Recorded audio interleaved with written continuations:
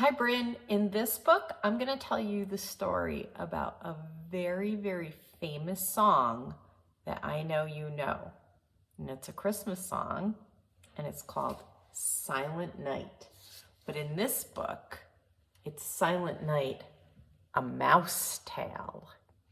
And this story tells a little bit about how the song Silent Night was written, but it also tells about how this little mouse kind of had something to do with the song.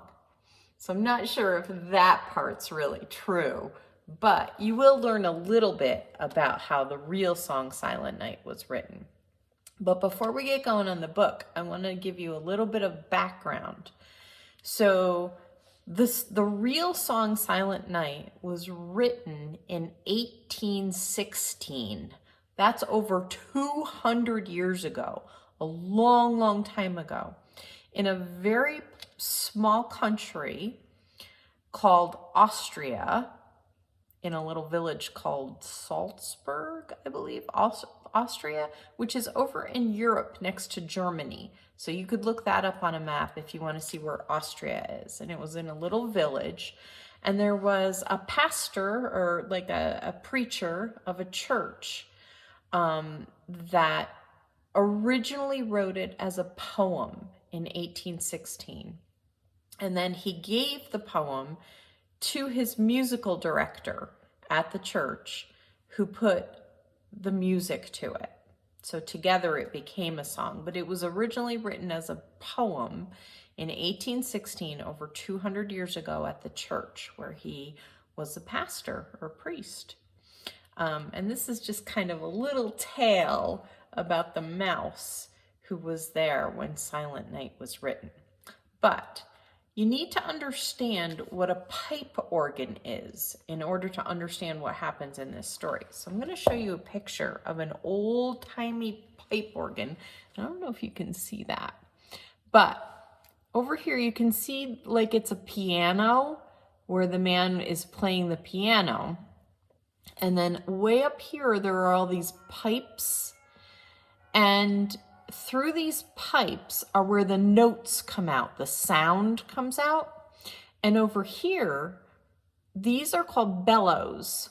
And these were made kind of out of leather back in the olden days, kind of like a pocketbook. And what this man right here is doing is he's pumping air into these bellows that are made out of leather, and then the air that he's pumping goes through here and up through here and comes out through the pipes to make the sounds of that the man is playing on the keyboard over here. So this is a pipe organ, and these are the bellows. Okay, so you have to kind of keep that in mind when you're hearing the story about what happened with this little mouse named Strauss the mouse, in Austria in 1816. So let's see a mouse tale about Silent Night. All right. Let's see if you can see. I might have to go back a little further today. Okay. It was the coldest winter anyone could remember in the little town of Oberndorf. Oberndorf, that's in Salzburg, Austria. The drifting snow made the countryside look like windswept mounds of whipped cream dotted with miniature gingerbread houses. Smoke circled heavenward from tiny red chimneys. A few brave souls scurried among the houses and shops with their collars turned up against the bitter wind. Some glanced at the heavy clouds overhead with a shudder, thankful for the promise that Christmas was near. In the center of town, light flickered through the stained glass windows of St. Nicholas Church. The wind whistled around its lofty spire. This is the spire that goes way up in the top. All right.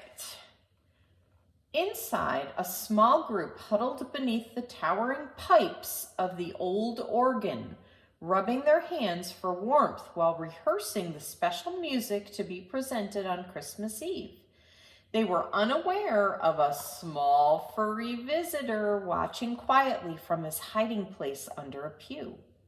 He carefully peeled out with a twitching nose, waiting for just the right moment.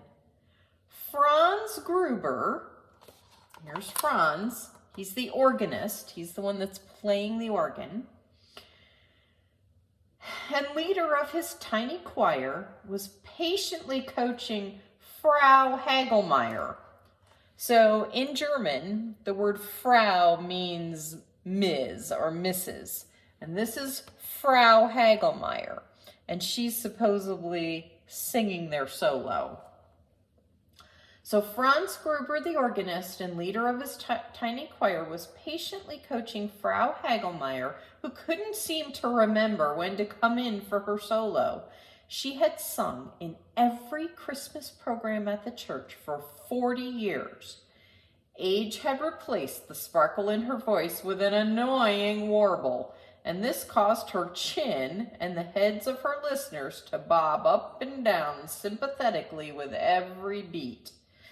Several choir members were getting restless and rolled their eyes as Franz was about to cue Frau Hagelmeyer one more time. He gave an obvious nod in her direction at just the right time when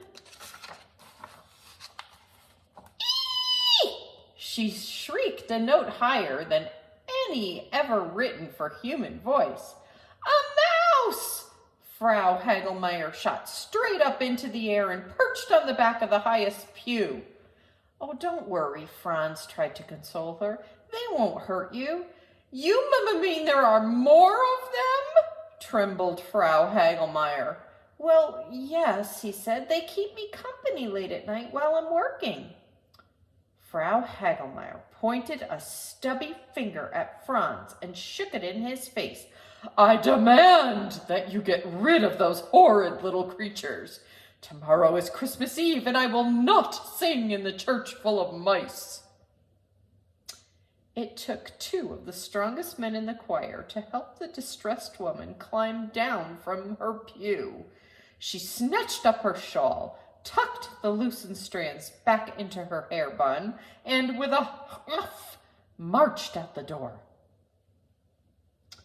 When Franz had ushered the last choir member out, he closed the door and breathed a deep sigh. Well, at least she shrieked where her solo was supposed to come in. He leaned against the door and looked up. Lord, he prayed, I just don't have the heart to hurt my little mouse friends. They've always looked to me for bits of food and protection. How could I destroy them now?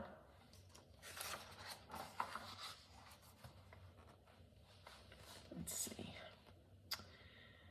From a small hole in the wall behind the organ came faint, squeaky laughter.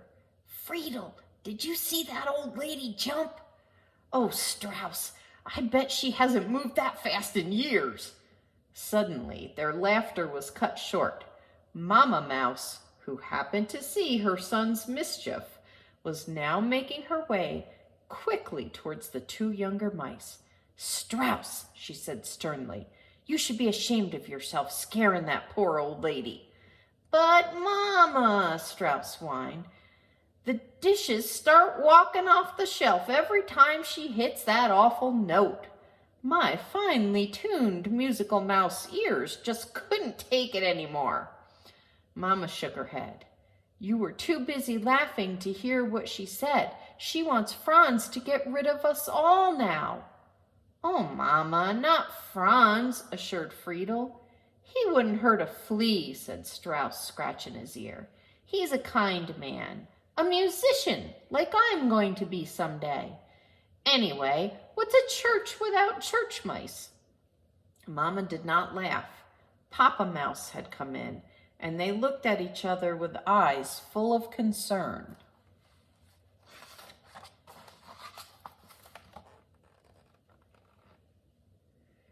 Franz was gathering his music and his thoughts when a voice startled him from the back of the church. Working late again? The voice belonged to Joseph Moore, the young pastor who had become a good friend to Franz. "Oh, Joseph, you scared me," gasped Franz, reaching for the music he had just spilled across the floor. "I'm sorry," chuckled Joseph. "Here, let me help you." As they picked up the pieces of scattered music, Franz told Joseph about Frau Hagelmeyer, the mouse, and the ruined choir rehearsal. He sighed. "Maybe we'll have a blizzard on Christmas Eve and nobody will be able to come." "That bad, is it?" said Joseph, looking at his friend. "It must be hard when your heart is dreaming of symphonies and your ears are hearing the strained efforts of a small village choir." He handed Franz a piece of music he had retrieved from under the organ pedals. "Looking for this?" "Danke schön." That means thank you in German. "Oh my, Frau Hagelmeyer's solo. What would we have done without this?" "Oh my, yes," said Joseph with a gleam in his eye. "We do have a tradition to uphold, you know." The two men laughed together. Joseph always knew how to make Franz feel better.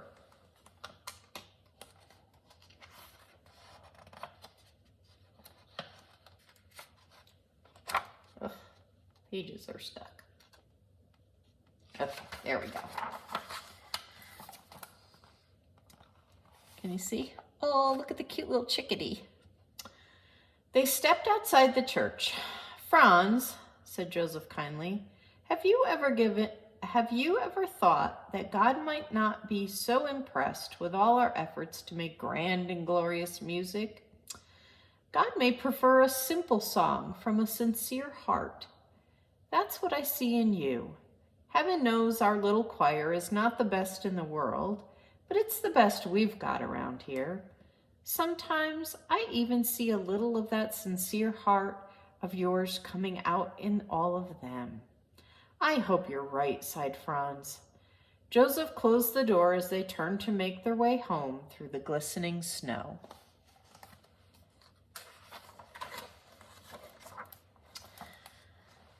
All right.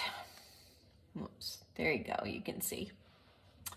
As soon as the church door clicked shut, a rustling could be heard from inside the far wall.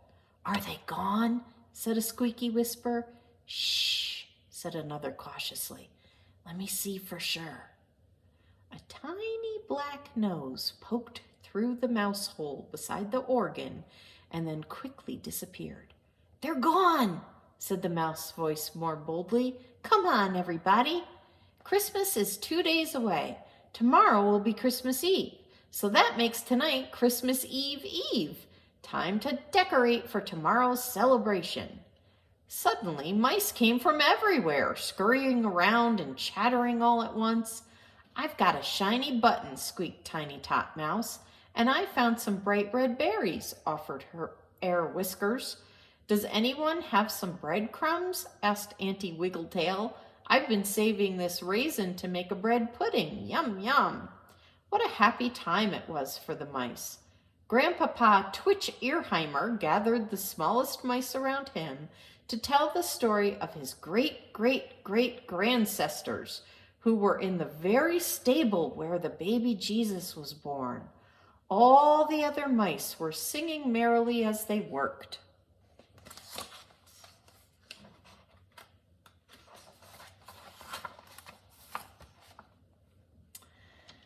During all the hustle and bustle, Strauss and Friedel climbed up the pipes of the great organ. They sat on the edge of the tallest pipe to watch the activities below. "Friedel, someday I'm going to be a great musical composer," said Strauss wishfully. "Then everyone will hear my songs." "And I want to be a great singer," replied Friedel dreamily.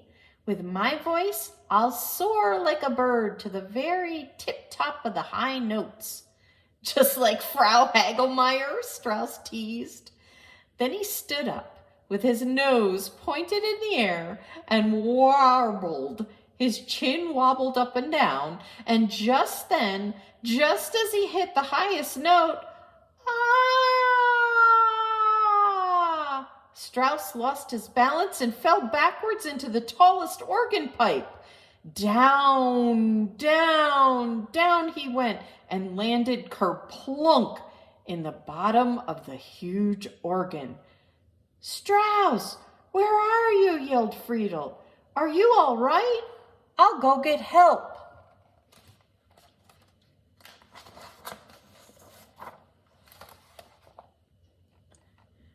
Strauss Mouse lifted his head, shook himself, and moaned painfully. Oh, where am I? It didn't feel as if anything was broken, so he got up slowly. He could barely see the light at the top of the pipe he had fallen into. I've got to find another way out of here. It's too far to climb back up. For a long time, Strauss groped through the darkness inside the organ, winding through the maze of pipes and levers. There seemed to be no way out, and he was beginning to feel very weak. Frightened and discouraged, he put his head down and started to cry. I'm really lost. What if I'm stuck in here forever? Strauss sat there in the dark silence for a minute. Or was it an hour? Wait, was his mind playing tricks on him? Or could that really be Friedel and some of the other mice calling his name? He felt around and realized he was inside the leather accordion-like bellows at the back of the organ. He called out as loudly as he could, Here I am, can you hear me? Hold on, Strauss, came Friedel's reply. Outside the organ, Papa Mouse looked over the situation and decided, We'll have to chew through the bellows to get him out.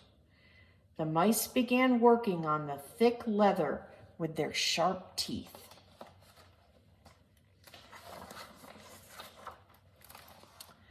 Finally, Strauss Mouse was free. Mama Mouse hugged her son tightly. Honestly, Strauss, she said, relieved, the trouble you get into. Poor Grandpapa Twitch Earheimer has probably ruined his new false teeth chewing through those bellows. I'm sorry, Mama, said Strauss, and he began to sob. Look at the organ. It's ruined, too. All the mice turned to look at the tattered shambles that had once been the heart and lungs of the old, majestic instrument. Poor Franz, sighed Friedel sadly. What will he do now?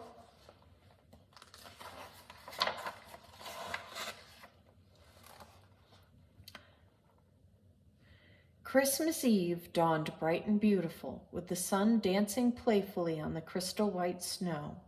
But nothing could lighten the gloom in Strauss Mouse's heart. He knew that soon the choir members would be coming for practice, and the broken organ would be discovered. Franz had been so kind to protect the lives of the mouse family, and this is what had come of it. How could he ever find it in his heart to forgive them? Strauss was certain that the mouse family would now be driven out into the cold, or worse. He sighed tearfully, and it's all my fault. Joseph was shoveling coal into the pot-bellied stove while Franz was arranging his music on the organ. Joseph, Franz said, would you mind pumping the bellows while I practice this difficult part of music one more time? Not at all, replied Joseph. The choir members were beginning to arrive. He nodded in welcome as he made his way through the door to the back of the massive instrument.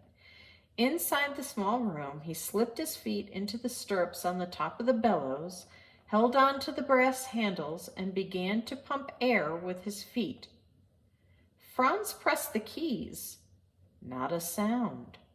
Joseph, are you pumping? Psst, Franz! Joseph stuck his head through the door and motioned for Franz to come. He was trying not to draw the attention of the assembling choir, but he looked worried. Strauss Mouse watched sadly from his perch above the door as Joseph showed Franz the ruined bellows. With a hole that big, the organ will never play, said Joseph, and we can't patch it.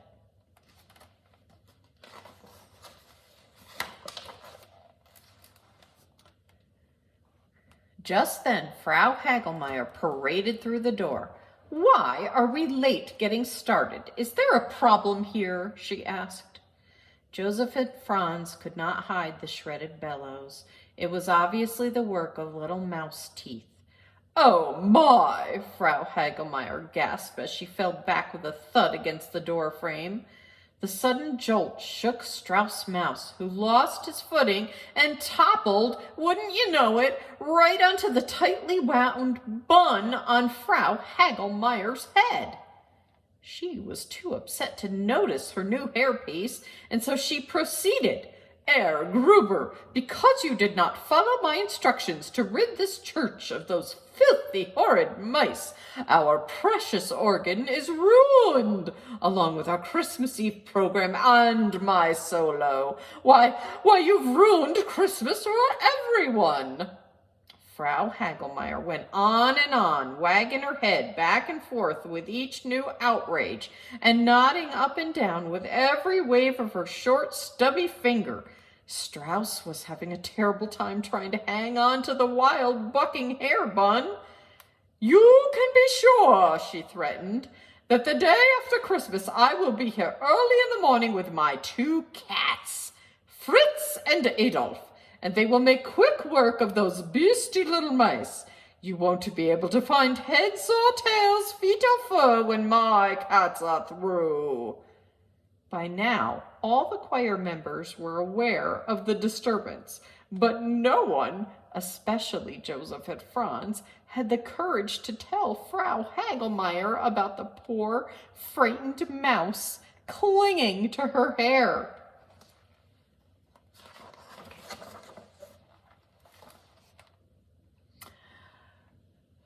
Without warning, Frau Hagelmeyer twirled around to make her exit. The sudden spin left Strauss hanging on for dear life, with his tail dangling right between her eyes. The ruffled old lady crossed her eyes and finally saw what everyone else had been staring at. It was too much. "Oh!" She sank to the floor in a faint thud.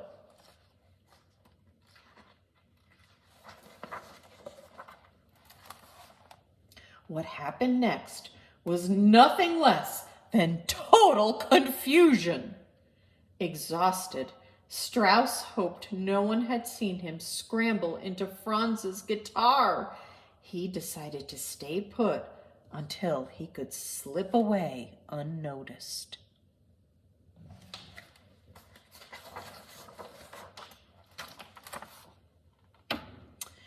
When the church was empty and still again, Joseph and Franz sat down to breathe in the peaceful silence. "I guess I should have gotten rid of those mice," Franz said slowly. "But somehow I think they trust me." He shook his head. "And now, with no organ, maybe Christmas is ruined." Joseph looked out the window thoughtfully. "Franz," he said after a moment, "last night I saw something so wonderful. I don't think anything could spoil this Christmas for me. Do you know the Dunderdorf family?" I believe so. Isn't he the woodcutter whose wife just had a baby?" "Yes. I went to see them and bless the child. Their home was so simple, so poor, offering little more shelter than a stable. It was like walking into a living nativity scene. Looking into that baby's beautiful, innocent face reminded me of the true reason for the music and celebration." "What do you mean?" questioned Franz. "Christmas, the day the Son of God became a baby, a helpless baby in a manger. Think of it, Jesus became one of us." "Yes," said Franz, thinking, "that is what Christmas is really about." Joseph pulled a folded piece of paper from his coat pocket and handed it to Franz. "On the way home from the Dunderhofs, I wrote down some of my thoughts in a poem. I wonder if you can do anything with it."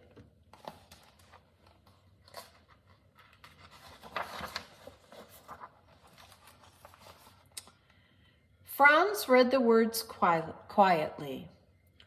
Silent night, holy night, all is calm, all is bright. Franz did not hide the tears coming to his eyes as he finished reading the poem.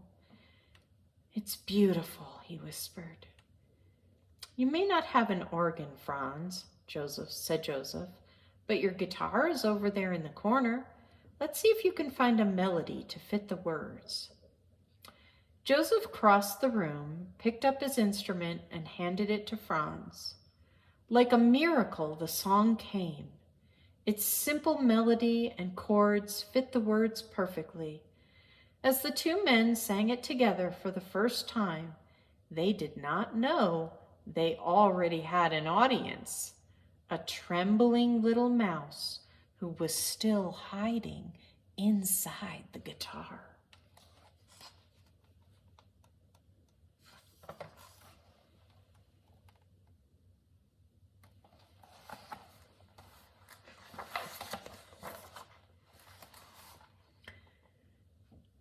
That night, the faithful gathered from all over the countryside.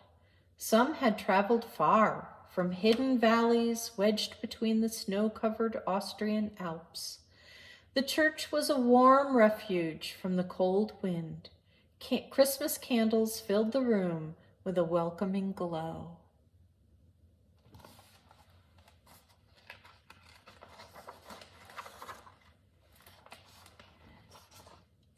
In the end, no one really missed the organ music, not even Frau Hagelmeyer. The silence seemed to speak to each heart.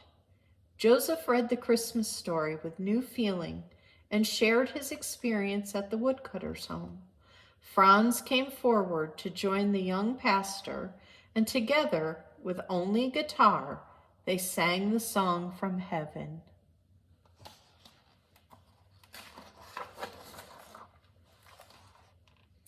Silent night, holy night, all is calm, all is bright. Round yon Virgin, mother and child, holy infant, so tender and mild. Sleep in heavenly peace, sleep in heavenly peace.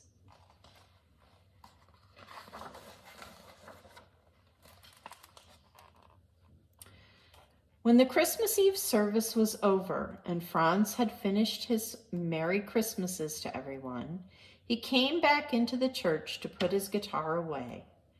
He surprised Strauss, who was just then trying to sneak out of the instrument, but it was too late. Franz had seen him. "There you are, you little rascal," he said, laughing. "No need to be afraid. I won't hurt you." Strauss stood as still as possible, wishing he could run, but his feet just wouldn't move. Franz bent down slowly and spoke with a kind voice. "Oh, I wish I could make you understand," he said. "Sometimes I think God must look down from heaven at us, a lot like I'm looking at you now. We humans don't really understand him either. He's so big and powerful. I suppose that's why he gave us Christmas, to put his love in a size we can recognize, and his forgiveness where we can reach it. I know you and your mouse friends didn't really mean to ruin the organ or upset the choir. I forgive you. Although," he said, chuckling, "I think you enjoyed scaring poor Frau Hagelmeyer." Franz held out his hand, and Strauss knew he could trust this gentleman. He climbed onto the hand, and it lifted him out of the guitar and down to the floor. Strauss hesitated for a moment, looking intently into the big man's eyes, as if to say, "Thank you." Then, as quickly as his legs would move, he scurried through a hole and into the safety of the wall.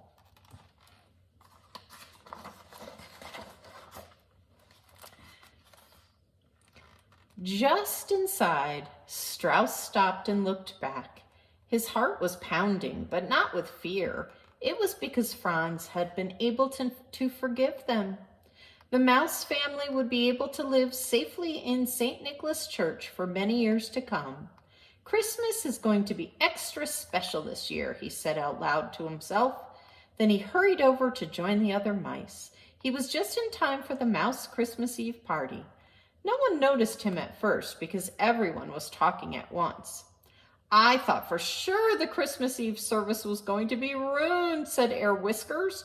"I did too, after the crazy confusion Strauss caused," sighed Papa Mouse. "Why do humans get so upset at the sight of a mouse? You'd have thought there was a cat in the room." Auntie Wiggletail chimed in. "No fear of cats now. I just overheard Franz and Joseph talking. They agreed that no cats will be allowed in this church as long as they have anything to say about it." There was a general sigh of relief all around.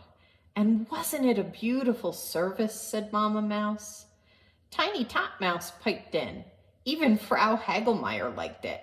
Her face didn't look so much like pickle soup when she listened to the pretty Christmas song. Everybody laughed, and that's when they noticed that Strauss Mouse had joined them. Mama Mouse shook her head and sighed. "Oh, Strauss, what will become of you?"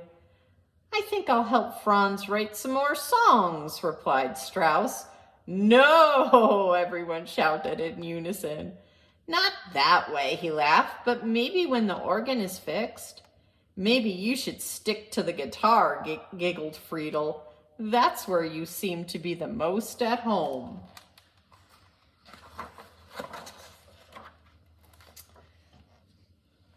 The following spring, Karl Maracher, the organ repairman, made his way to Oberndorf from Zillerthal. He had already heard about the organless Christmas Eve service and asked Franz for a copy of the carol everyone was talking about. Franz found one for him with just one thing missing: the writer's name. He never put his name on it. Before long, it was being performed by the Rainer family, a Tyrolean music group, and the Strausser family, glove makers who were also traveling folk singers. It became very popular all over the German-speaking countries of Europe, and in Russia, and eventually even across the ocean in America. For a long time, it was thought to be an anonymous folk song. Anonymous means they don't know who wrote it. But 36 years later, a government investigation discovered its true origin, or at least part of it. Strauss has remained anonymous to this day, but now you know the important part he played, and his family played, in the writing of this, one of the most beloved Christmas carols of all time, Silent Night. The end.